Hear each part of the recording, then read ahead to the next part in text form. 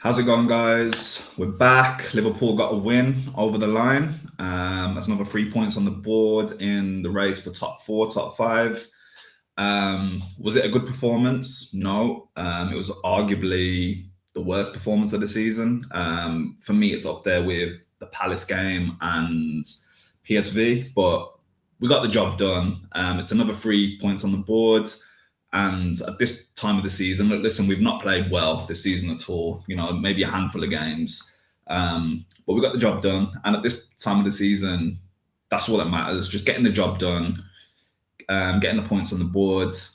And yeah, especially with the way United are playing, Chelsea are sniffing around, Villa are kind of falling off a bit, and now we need to just make sure that we're there, we're competing, because next season without Champions League football will be atrocious considering what we spent in the summer, considering the players that we've got.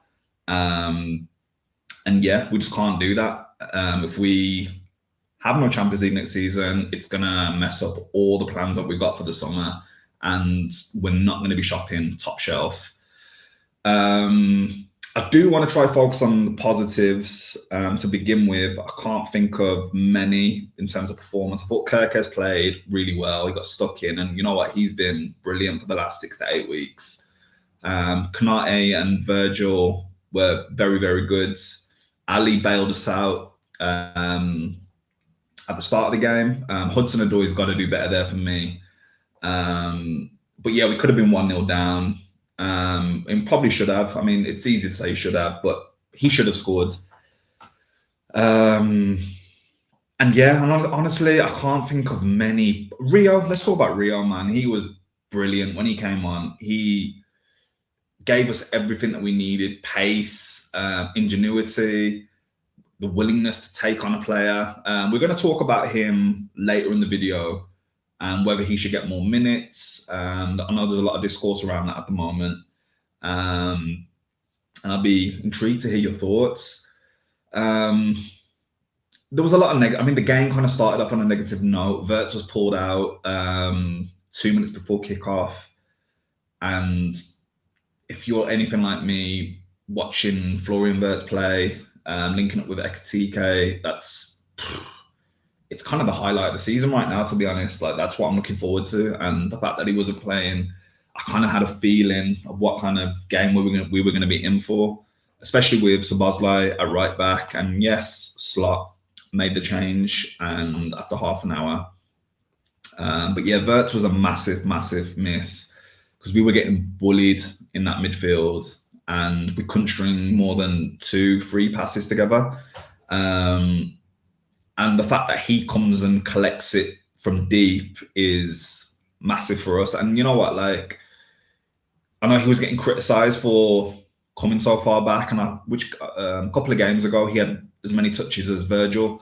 But that's the kind of player he is. He wants to get involved, and if he's not getting involved, he's going to make himself get involved. And sometimes that's what you need. You need a player that's going to impose themselves on the game, and it might pull from the other things that he's good at because he's coming so deep. But at the end of the day, the ball's got to get to the other end of the pitch because we just could not do that yesterday. Yesterday. It's been 3 days, but on Sunday. And yeah, that was a massive loss. And I'm hoping that he's going to be back in for the weekend because, yeah, we're crying out for something, just a moment of magic, just some enjoyment in the game. I mean, the performance was so bad. I was genuinely falling asleep. And there's been a lot of games like that this season where I'm struggling to keep my eyes open because it's so bad. And I don't know if it's that we're so bad and the other team, or if it's the other team so good. But if you look at the table suggests that we are better than Nottingham Forest, but they absolutely battered us for that first half. That midfield, you know what? We got to give credit to them because they bullied us. Sangare, Elliot Anderson, Morgan Gibbs-White, they were fantastic.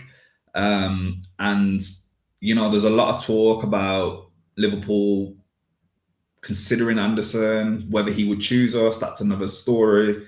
The talk is that he prefers one of the Manchester clubs. Listen, he's entitled to do what he wants. But I think he'd be a brilliant signing for us if we could get him. He's got legs, strength. He's very good at carrying the ball out. He's got a good pass on him.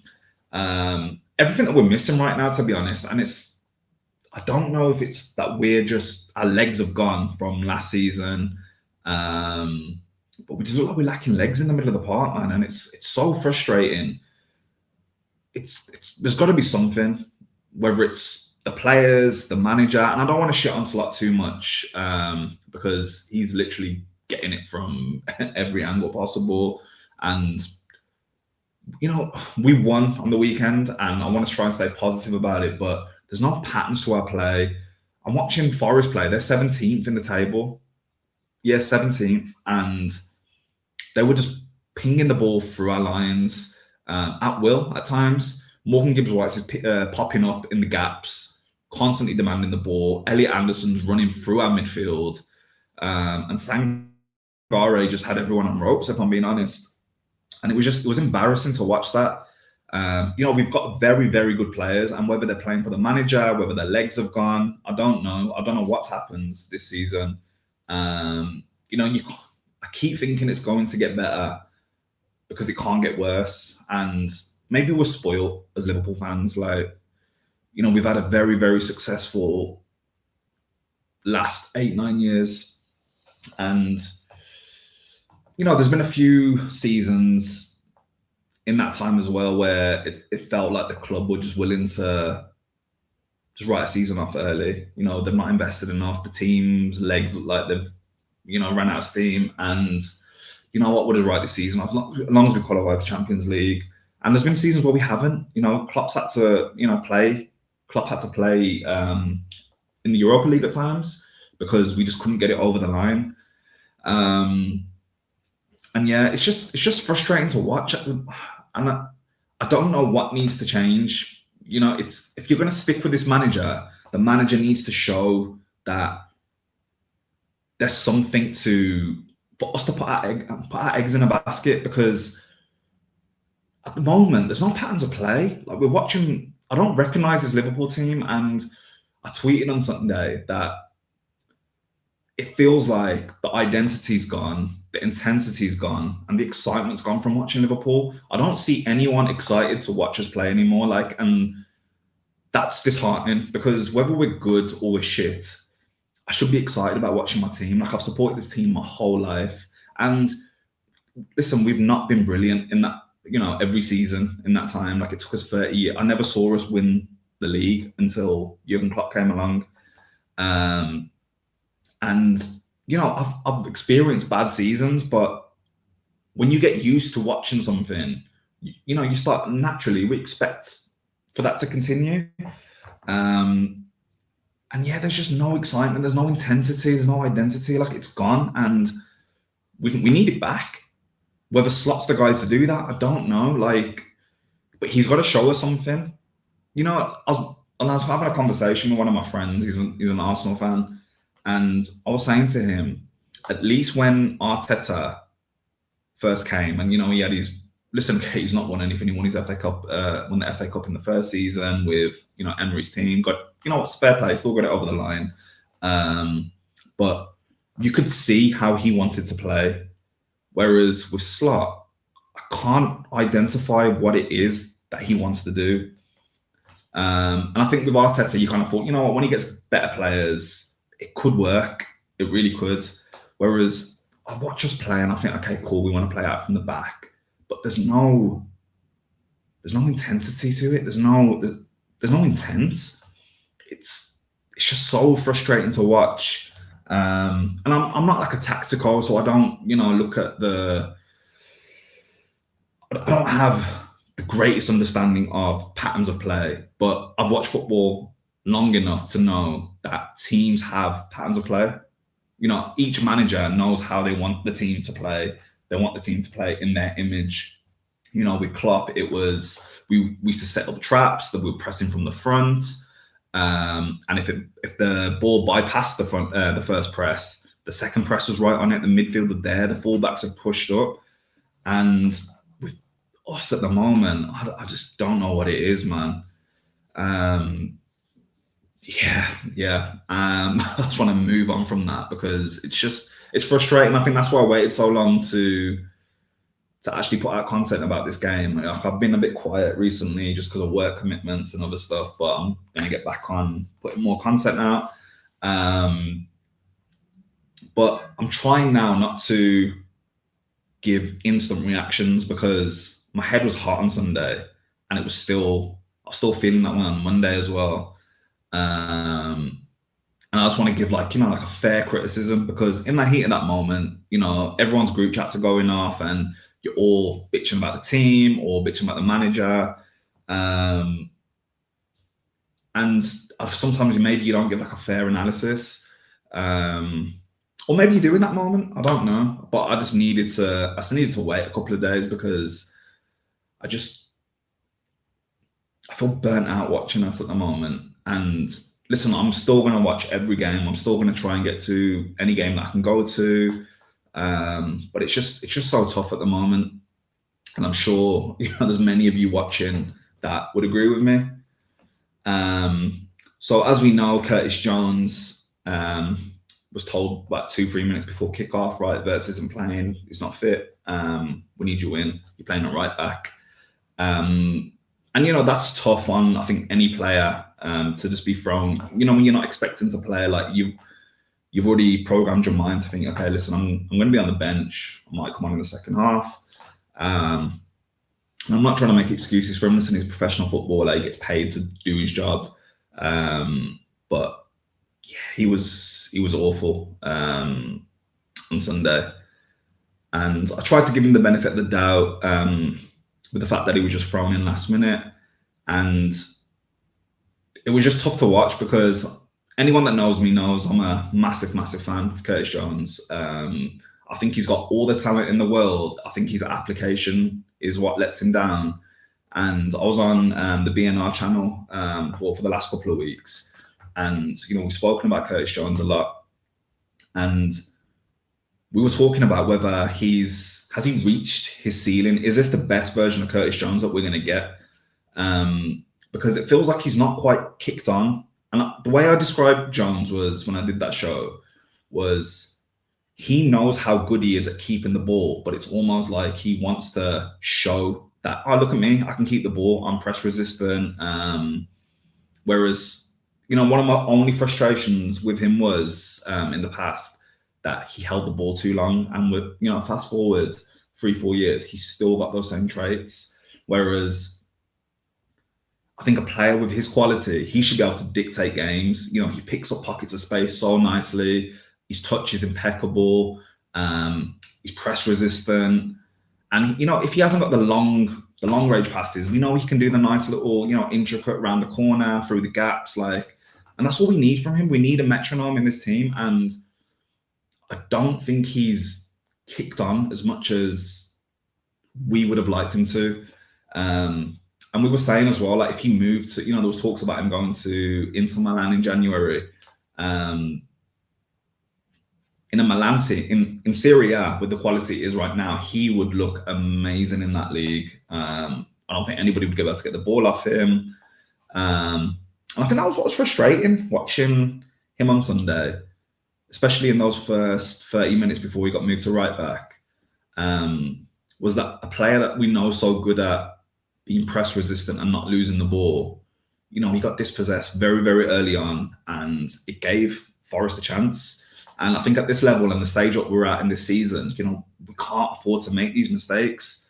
And I don't want to be harsh on Jones because I do rate him, but I do wonder if this is his ceiling. And if it is, that's fine, because he would be a very good squad player that's going to play 30 games a season, whether that's substitute appearances, just as a rotational player. And you know what, he'd be a great version. He'd be a great asset to the team for that, because at the end of the day, not every player can be world class. You need the players that are just going to come in, do a job for you. And you know what, they might not be starting next week. Is he going to be happy with that? No. But I don't think he's justifying the wages that he allegedly wants. And you know what, and we were kind of talking about how some players might not want to be world class. And you know what, that is fine. Because not every player can have that elite mentality of wanting to be the best. But I think it surprises me with him because, we know the level of confidence that he's got, and, people have called it, borderline arrogance. And you know what? You need players to have that, but I think someone that's comes across that way, I'm very surprised that it doesn't seem like he's trying to push on to become that next version of himself. Because I do think he's a player that's got another couple of levels to go to. But like I said, he might not want to. And listen, if he leaves in the summer, that gives us a lot more work to do. I don't want him to go. I think he'd be a very, very good squad player. And I genuinely like the tools and skills that he actually does possess, because I was saying to one of my friends, if we saw him in, let's say, the Spanish league, I feel like fans up and around the country would be wetting themselves to get him in. But it could just be his application, and we could just be witnessing his ceiling. And like I said, it's fine. But if we do let him go, I do think it's a loss, because it means we've got more work to do. You have to replace his qualities and his skill sets, because I know a lot of people don't like him. I know a lot of people rate him, but I think one thing we can't argue against is that he is a very good he's a very technically gifted player. And if he does leave, it will be a huge loss to us.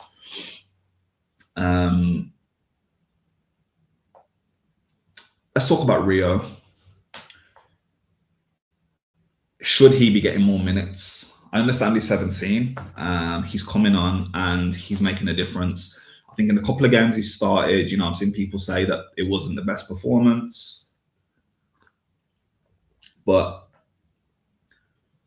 I like what I see from him. He's not scared. He's got ingenuity. He's so direct. He's not scared to try and take you on. And if he doesn't take you on the first time, he's going to try again the second time. And if that doesn't work, he'll try again. And I understand this, the narrative of bringing him on for the last 10, 15 minutes. And, he's coming up against tired legs and kind of just, normally when he comes on at that point, we're either trailing or we're searching for a win. So you can kind of say to him, listen, just do whatever you want, do what you do best. Whereas at the start of the game, when it's 0-0, there's a bit more of a game plan. Whereas in the last 10, 15 minutes, if you're trying to get a result, the game plan does kind of just go out the window. But the narrative that I'm not buying is that we're losing anything if Gakpo isn't in the team. He's another one. I think he's a good squad player, but if he was sold in the summer, I wouldn't miss him. I'd thank him. He was pivotal in us winning the league last year. He chipped in a lot.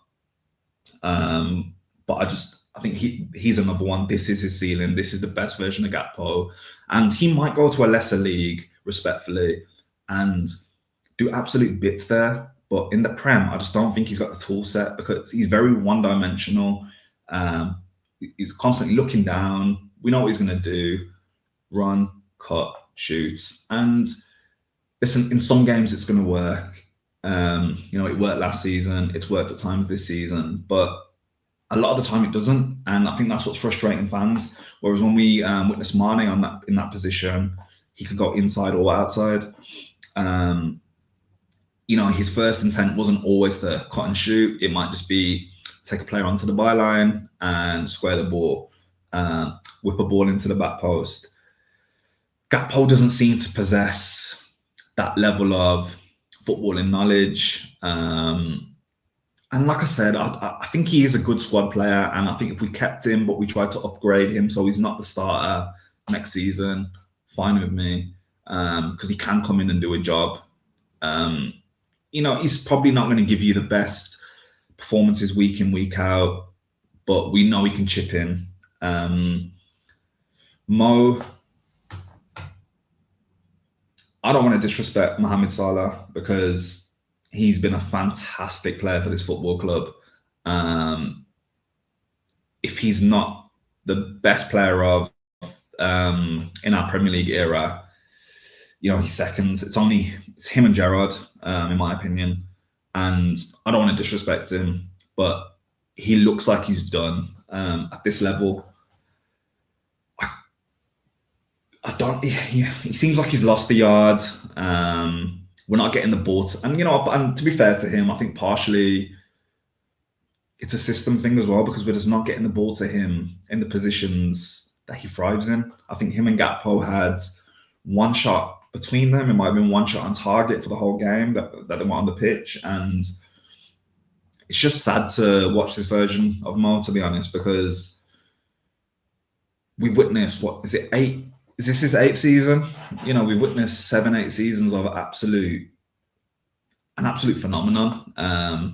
This was a player that everyone was convinced was going to flop when he joined Liverpool. I remember there were fans saying, "Why are we signing him?" Rival fans were mocking him. But look what he's done. I do think he's going to move on this summer. And you know what? He deserves to go out on his terms because of what he's done for this football club. But I think one thing we can probably agree on is his performances haven't been good enough. I'm not saying I want him to come out for Rio. I'd prefer Gakpo to come out for Rio because I think Mo just being on the pitch, it occupies defenders. And and he only needs a couple of chances and he's probably going to score. I don't think we've got the ball to him enough in the positions that he actually wants this season. Everything's felt very slow. There's been no transitional play. It's been a tough watch, man, and it's sad to watch. It's sad to watch him out there at the moment. So what do you think? Do you think Rio should be getting more minutes? Because I do. I don't think. I'm not saying he should be starting every game, but he's at a pivotal part of his development as well, and we don't want to be throwing him in, week out, and then he starts to pick up injuries. We should at least be giving him half an hour, maybe a half. I would like to see him start a game. I just don't think we're losing anything by starting him and removing Gakpo from the team, to be honest. Like I said before, Rio's very direct. He wants to take on a player, but he's not greedy with the ball either. There's times he probably could pass it a little bit earlier because he's always looking to beat his man. But that's going to come with time for him. And the only way he's going to learn to unlock that next level is by playing games. And I think there was an interview today or yesterday, and he spoke about being willing to still play for the under 18s, the under 21s, and he understands that he's happy with whatever minutes Slot gives him. Fair play to the kid. He didn't throw the manager under the bus, but he does need minutes. He needs to be playing. 10 minutes a week isn't good enough for a player his age. And I think Trey Nyoni is another one. I don't quite think he's ready for the first team. Physically, he still looks a bit like a teenager in terms of his build. But I find with midfielders need to be playing way more because they're going to be touching the ball a lot more than most players. So whether he needs a loan next season, to get the experience of playing men's football consistently, I rate him highly. I think he's going to be a very, very good player, and I think we're just we could be doing him a disservice by not getting him the minutes he needs, because at the moment he is just a squad player for us, but he's very rarely picking up minutes. I think we subbed him on for like a minute, like a few weeks ago. But yeah, and I think that's the Forest game covered, to be honest.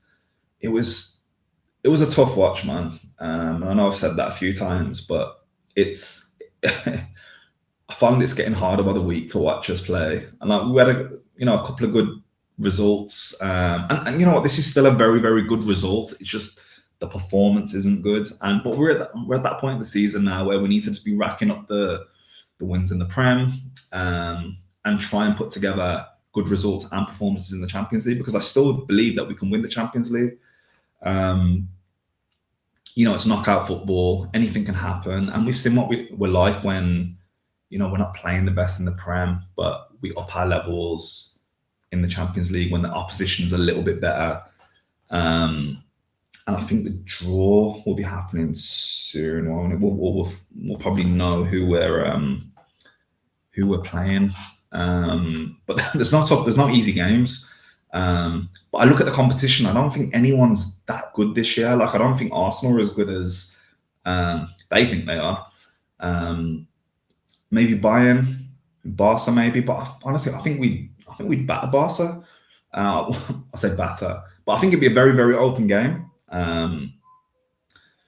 But yeah, and hopefully we'll be in Budapest at the end of the season, and that would be incredible considering the season that we've had, and for a very very long time it's probably the least I've enjoyed watching us play. There was a few seasons under Klopp where we wrote seasons off early, but it wasn't his fault. You could still see his philosophy within the team, whereas with Slot, I'm just not seeing it, and I don't want to shit on him today. I've made my thoughts clear about him before. I do think we need a change of manager. I just don't see things improving, and if we get Champions League football, which touch wood we do, are we willing to give this manager top players again and risk another season of underperforming? And our players going to want to come and play for him. That's another thing. The players that we had, the players that we signed over the summer, they probably saw what we did last year and thought, this manager's he's the truth. He was able to sell the project and say, look, listen, this is what we've done in season 1. Imagine what we can do in 2 and 3. But we've reached season 2, and this is what we're witnessing. But yeah, it's a bit frustrating at the moment. We got the win, so let's try to stay positive. But I think that's me done for today. Like I said, I'm going to try keep being consistent. I might film some more content tomorrow. I'd like to get people on actually to just talk football. Who doesn't want to talk about Liverpool? So if anyone's interested, my contact details are in the bio, in my channel bio. But yeah, that's me done. I'll see you guys soon. Please like, share, subscribe. Thank you.